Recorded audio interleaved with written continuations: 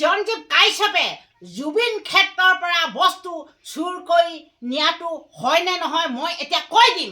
জুবিনৰ ক্ষেত্ৰৰ পৰা জুবিন ক্ষেত্ৰৰ পৰা বস্তু নিয়াটো হয় নে নহয় মই কৈ দিম এতিয়া। মই সঁচা কথাটো কৈ দিম মই। আৰু মই বুঢ়ী হৈ আহিলোঁ, মই কথাটো ক'বলৈ ভয় নকৰোঁ, কিন্তু হাগিলেহে গোন্ধাই কিন্তু চিৰঞ্জীৱ কাশ্যপে জুবিন ক্ষেত্ৰৰ পৰা কেতিয়াও বস্তু নিয়া নহয়। কিন্তু এক শ্ৰেণী মানুহে, বহুত মানুহে কিন্তু চিৰঞ্জীৱ কাশ্যপৰ লগত তুলনা কৰি মিলাই দিছে। কিন্তু মই কিন্তু ভাল দেখা নাই দেই। কিন্তু তেনেকৈ মিলোৱা ভাল নহয়।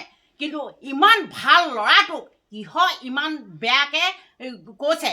কিন্তু সেই চিৰঞ্জীৱ কাশ্যপে বহুত ভাল ল'ৰা। তাৰমানে জুবিন গাৰ্গৰ ন্যায় নোপোৱাৰ কাৰণে বহুত কিন্তু মাত মতাৰ কাৰণে সেই কথাষাৰ লগত তুলনা কৰিছে। চিৰঞ্জীৱ কাশ্যপ তেনেকুৱা বেয়া ল'ৰা নহয়।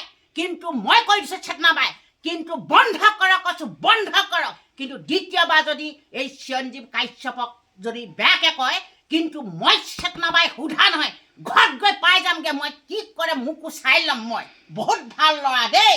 সেই চিৰঞ্জীৱ কাশ্যপে আজি জুবিন গাৰ্গক ন্যায় নাপায় কাৰণে ইমান অসমবাসীৰ ৰাইজৰ লগত একত্ৰিত হৈ ন্যায় বিচাৰিছে।